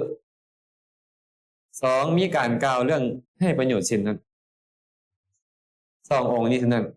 เถิงอย่างนั้นเมื่อผู้อื่นยังบ่ถือเอาเรื่องนั้นคือบ่เชื่อถือเป็นสาระก็ยังบ่ถึงความเป็นกรรมบทเอิ้นได้ว่าเป็นอกุศลกรรมเท่านั้นแต่เมื่อผู้อื่นถือเอาแล้วนั่นแหละจึงถึงความเป็นกรรมบทอันเขาถือเอาแล้วจะเป็นกรรมบทยังบ่ถือเอาเป็นสาระอีหยังยังบ่เป็นกรรมเพื่อชื่อเรื่องราวมันแต่งขึ้นมายุคหลังพุทธกาลครับเป็นเรื่องเพื่อเจอเร็วไหลบ่มีประโยชน์บ่มีอย่างเขาเป็นวรรณคดีของเขาแต่งขึ้นมาเรื่องสั่งสินทรงสั่งสินไซพวกนี้นางพรมหอกพรมหอมนะเรื่องนาง12จำปาสีต้นอย่างพวกเนี้ยวรรณคดีทั้งนั้นแหละเนี่ยเป็นนิทานปรัมปราแต่ว่าอยู่บ้านเราละมักแต่งเป็นเรื่องเข้ามาเทศให้กันฟังยามเข้าพรรษาอย่างนี้อันนี้บ่เห็นดีนำปานใดอาจารย์เพราะว่าเป็นเรื่องที่ให้ประโยชน์บัวละพันธงบัวละพันทะอย่างเสียคดีนบอกประเภทนี้มีแท้แต่ก็อาจจะมีบางส่วนแต่งเติมหมดนะแต่อย่างเช่นอาจารย์เคยเทศน์เนาะสมัยก่อนปั้นซุยซกท้องแตกนะปองพามแตกดังโป๊ะเป็นปะคือเพื่อนพญาแตก3 ด้านเด็กหัวล้านตาย3 คนเป็นปะเช็คหมอบนตาย3 ห้อยตึกเด็กน้อยตายมากนักหนาปุงห้างใหม่ห้องให้ยมมานะอันนี้แต่งเพิ่มเนี่ยบุควรตัวเนี้ยบุควรอันท้องแตกไม่ถึงไส้พุ่นแตกกันนะเนาะอันที่ไปถึงเคยพญาแตกว่า3 ด้านอยู่ไหนหอประสาทราชบัณฑิตแตกมันเป็นระเบิดปรมาณูอีกเป็นบอกเกินอันเนี้ยแต่งเพิ่มขึ้นมาให้มันตลกครบคันฮีฮาไปก็เลยว่าโอ้อันนี้บ่เอาอันเนี้ยเป็นการก้าวตู้เป็นการก้าวตู้ได้เลยเน้นเพิ่มเข้ามาเอาองค์ประกอบของอภิชฌามานี่อภิชฌาคืออย่างอภิชฌาเล็งอยากได้ของคนอื่นมาเป็นของตนมีองค์ประกอบ1สิ่งของผู้อื่นก่อน2ต้องน้อมเข้ามาในตนท่านอยากได้ซื้อแต่ยังบ่คันน้อมเข้ามาเป็นของตัวเองยังบ่คันเป็นอภิชฌาเนาะหมายความว่าเมื่อเกิดความโลภในสิ่งของผู้อื่นแล้วแต่เมื่อยังบ่น้อมมาเป็นของตนว่าโอ๋หนอขอสิ่งนี้จงเป็นของเฮาเสียเถิดดังนี้ก็ยังบ่ถึงความเป็นกรรมบทก็แต่ว่าเมื่อมีใจน้อมมาเป็นของตนแล้วเท่านั้นแม้สิ่งของนั้นบ่ได้มาเถื่อก็เป็นกรรมบทนั่นแหละสมเหตุเห็นแหวนเพชรในมือไม่ออกจินตนาอุ้ยเนาะเฮ็ดจังได๋เนาะแหวนเพชรนั่นจะเป็นของเฮาได้เนาะขอแหวนเพชรนั่นจงเป็นของเฮาเด้อคิดซื่อๆเป็นกรรมบทแล้วเตรียมตัวไปอบายได้แล้วกันไม่ได้โอกาสส่งผลบ่ได้นะนี่ครับท่านระวังเด้อพวกเขาเด้อไปเห็นมงกุฎเพชรเขาต้องระวังเด้อนี่เด้อพยาบาทบ่เนี่ยพยาบาทก็มีองค์2คือกัน1สัตว์อื่น2มีความคิดให้สัตว์ผู้นั้นพินาศเอิ้นว่าพยาบาทเนาะบ่คันได้เว้าอีหยังบ่คันได้เฮ็ดอีหยังเพิ่นเนี่ยแค่คิดอยากจะให้เขาพินาศซื่อๆอยากฆ่าอยากแกล้งอยากทุบอยากตีเขามาเมื่อมีความโกรธในสัตว์อื่นเกิดขึ้นแล้วแต่เมื่อยังบ่มีความคิดให้สัตว์นั้นถึงความพินาศเช่นแบบนี้ว่าโอ้หนอขอผู้นี้จงตายไปเสียเถิดดังนี้เป็นต้นก็ยังบ่นับว่าเป็นกรรมบทเมื่อเกิดความ คิดดังกล่าวขึ้นจึงสำเร็จเป็นกรรมบทโกรธหมู่ซื่อๆยังบ่เป็นกรรมบทบ่พอใจนะไม่ออกหนิงเป็นอย่างคือนั่งแนวนี้เวลาเรียนหนังสือสมมุติสินะเอาสมมุติซื่อๆจ้ะยังบ่ทันเป็นกรรมบทพอจงพินาศจงชิบหายมันนี้จะเป็นกรรมบทแต่โกรธได้เนาะโกรธยังบ่เป็นกรรมบทก็มี แต่เป็นนิวรธรรมขึ้นมาหรือยังเป็นแล้วพยาบาทนิวรณ์แต่ยังบ่เป็นพยาบาทตัวนี้ได้โกรธขึ้นมาก็คือเป็นนิวรธรรมได้แต่นั่นแหละรวมวิหิงสาเข้ามาในตัวเดียวนี้อ๋ออันนั้นบ่อันนั้นมีความโกรธสุดๆความโกรธความขึ้นและทำให้ตัวเองเป็นอกุศลไหนเป็นอกุศลเป็นบาปไหมทำให้ตัวเองกันเอ้าสุดท้ายวันเนี้ยโอ้มื้อนี้เลยเวลาหลายเติบเลยนี่องค์ประกอบของมิจฉาทิฏฐิก็มี1วัตถุของจริงมีความผิดไปแจกจากที่ตนยึดถือ2วัตถุมีความปรากฏเป็นบ่เหมือนที่ตัวเองยึดถือว่ายังไงคือบ่เป็นจริงเลยตัวเองยึดถือว่าเป็นจริงความจริงเป็นแต่หนึ่งตัวเองถือเอาแบบนึงเอิ้นว่ามิจฉาทิฏฐิมิจฉาทิฏฐิเห็นผิดนั่นเองมิจฉาทิฏฐินั่นนับเป็นอกุศลกรรมมโนกรรมได้แก่มิจฉาทิฏฐิ3อย่างเหล่านี้เท่านั้นคือบ่แม่นความเห็นผิดทั้งหมดเพิ่นว่าความเห็นผิด3อย่าง1นัตถิกะทิฏฐิความเห็นว่าผลของบุญของบาปบ่มีดอกอันผลของบุญของบาปอีหยังเจ้าพยายามเจ้าจังรวยเจ้าพยายามเจ้ายังได้เป็นเจ้าเป็นนายบ่มีดอกผลของบุญของบาปอันนั้นอันนี้เตรียมไปอบายอันนี้เห็นผิด2อเหตุกะทิฏฐิความเห็นว่าจะบริสุทธิ์หรือมัวหมองจะถึงสุขคติหรือทุกขติล้วนเป็นไปเองบ่มีเหตุบ่มีปัจจัยปฏิเสธเหตุอันนี้เมื่อกี้นี่ปฏิเสธผลอันนี้ปฏิเสธเหตุบ่มีเหตุดอกมันเป็นไปตามเรื่องตามราวมันจะคือบ่มีเหตุสุดท้ายอากิริยาทิฏฐิความเห็นว่ากรรมมีการฆ่าสัตว์เป็นต้นเฮ็ดไปก็บ่เป็นอันเฮ็ดคือบ่เป็นบุญบ่เป็นบาปเพิ่นเนี่ยปฏิเสธทางเหตุปฏิเสธทางผลเลยเพิ่นเนี่ยบ่มีเหตุบ่มีผลเลยตัวที่แรกปฏิเสธผลตัวที่2ปฏิเสธเหตุตัวที่3ปฏิเสธทั้งเหตุทั้งผลนี่เอิ้นว่าความเห็นผิดที่เป็นกรรมบทเนาะกุศลเพราะว่าบ่แม่นง่ายเด้นี่กว่าจะจบมื้อนี้อกุศล12นำไปเกิดในอบายได้จากสั้น4แต่ความจริงแล้วอกุศลทั้ง12บ่แม่นอกุศล11อย่างเท่านั้น11อย่างคือหยังโลภะ8โทสะ2และโมหะประเภทวิจิกิจฉาโลภะประเภทวิจิกิจฉาบ่พ้นจากอบายเวลามันส่งผลส่วนอุทธัจจะสัมปยุตบ่ส่งผลนำเกิดแต่ส่งผลในประวัติการเท่านั้นจบก่อนมื้อนี้เนาะจบก่อนสรุปว่ามื้อนี้เรียนหยังแน่เรียนกรรม4ประเภทเกี่ยวกับลำดับการให้ผลคือจิตตธรรมเวทนิยกรรมกรรมให้ผลในชาตินี้โอปปัชชะเวทนิยกรรมกรรมให้ผลในชาติหน้าอปราภระเวทนิยกรรมกรรมให้ผลในชาติถัดไปอโหสิกรรมเพื่อทิฏฐธรรมอุปปัชชะที่บ่ได้โอกาสส่งผลก็กลายเป็นอโหสิกรรมไปและกรรมอีก4ประเภทอกุศลกรรมกามวจรกุศลกรรมรูปวจรกุศลกรรมและอรูปวจรกุศลกรรมกรรม4ประเภทโดยสถานที่ให้ผลตอนนี้เรากำลังว่าเรื่องของอกุศล12แต่อกุศล12นั้นมีแต่อกุศล11เว้นอุทธัจจะนำไปเกิดในอบายได้อกุศลทั้ง12นั่นแหละส่งผลในประวัติการคือหลังจากเกิดแล้วจะได้รับทุกข์เพราะอกุศลนั้นไม่ว่าจะเป็นกามวจรบุคคลหรือรูปวจรเจ้าจะเกิดเป็นมนุษย์เป็นเทวดาหรือเกิดเป็นพรหมเจ้าก็ต้องได้รับผลของมันแต่ไปเกิดในอาหูบ่มีโอกาสได้รับผลของอกุศลเมื่อยพอก่อนมื้อนี้พอแล้วเอาอีกอันหนึง